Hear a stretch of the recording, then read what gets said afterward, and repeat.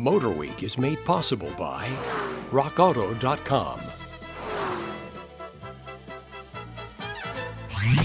Lots of interesting things have happened in the automotive industry in the past few years. The success of Ford's Taurus and Sable is one of them. These American-made sedans are not only selling well, they're selling to former import owners. While that doesn't have the people at Toyota and Honda shaking, it does have them thinking. What does Ford have that we don't? One answer is 2 extra cylinders. Toyota has decided to respond by bestowing 2 extra cylinders on its 4-door family machine, the Camry. It's not that the Camry was selling poorly as a 4-cylinder. In fact, demand for Camrys is so good that Toyota has opened a plant in Georgetown, Kentucky to keep dealers supplied. So for Toyota's Camry, adding 2 extra cylinders equals broader appeal. And speaking of broad, you have to wonder how Toyota managed to fit the engine in here. There is an excuse for the extra bulk. This 2.5-liter has 4 cams and 4 valves per cylinder. And Toyota was the first automaker to offer a transverse V6 engine with this sophistication in a front-drive car. The only other car that does is the Ford Taurus SHO. Unlike Ford's engine, Toyota's V6 was not designed for ultra-high performance use. It makes a respectable 153 horsepower with 155 pound-feet of torque. The V6 comes with either a 5-speed manual or a 4-speed automatic. The latter is something not available on the SHO.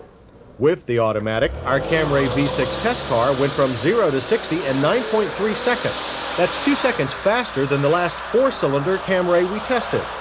That's very respectable for a family sedan, if not as exciting as we'd hoped for from 24 valves.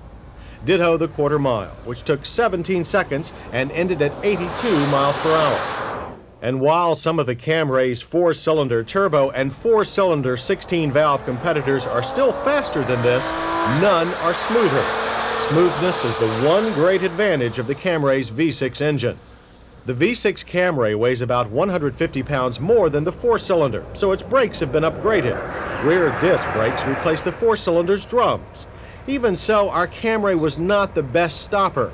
Distances from 60 averaged 138. That's okay, but our car was vexed by a mushy pedal that was hard to control, nosedive, and rear-end lockup.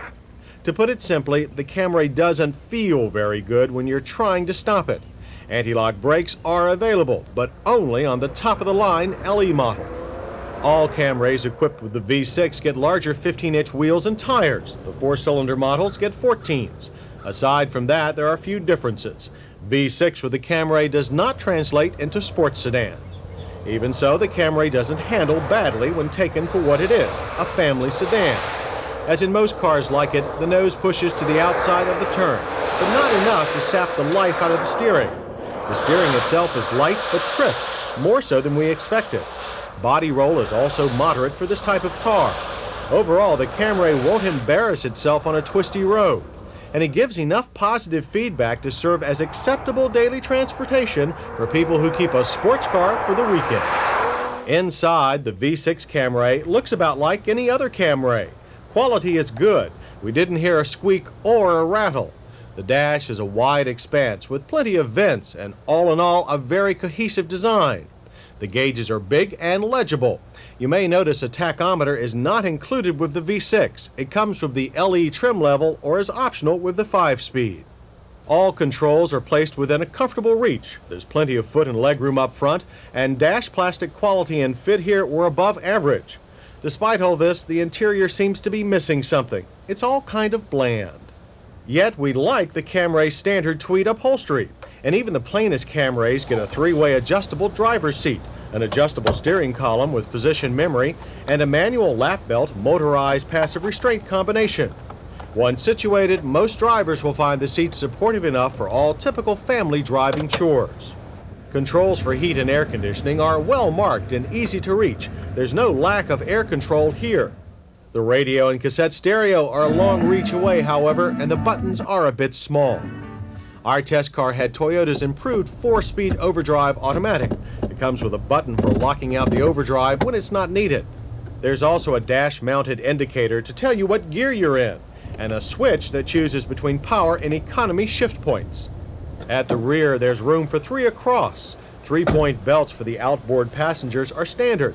Legroom is moderate for 6-footers, but shoulder and elbow room is good. One thing the rear seat doesn't do is fold down. But there's good trunk room, a flat floor, and only a bumper height liftover. The Camry V6 is EPA rated at 19 city, 24 highway. We managed the expected 22. Interior sound measured a quiet 67 decibels at 55. While we're speaking of numbers, the Camry V6 Deluxe, like ours, will set you back $14,738. The V6 engine alone costs $2,230. For comparison, a similarly trimmed Mazda 626 sedan can be had for several thousand less and has a fold-down rear seat, but the 626 doesn't offer the Toyota's smooth V6 power or rattle-free interior.